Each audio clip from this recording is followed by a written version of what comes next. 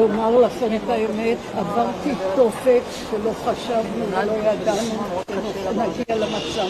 קודם כל אמרו לנו שהם אנשים שמאמינים בקוראן והם לא יעשו לנו רע, הם ייתנו לנו את אותם התנאים שיש להם בתוך המערות. התחלנו ללכת במנהרות שהאדמה היא לחה ויש לחות כל הזמן, והגענו לאולם גדול, שם התרכזנו איזה 25 איש.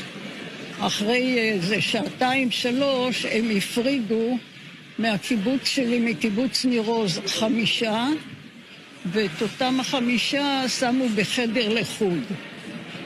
היו צמודים אלינו שוטרי משמר שלהם וחובש, והגיע גם רופא ודאג שישלחו לנו פחות או יותר את אותם הכדורים.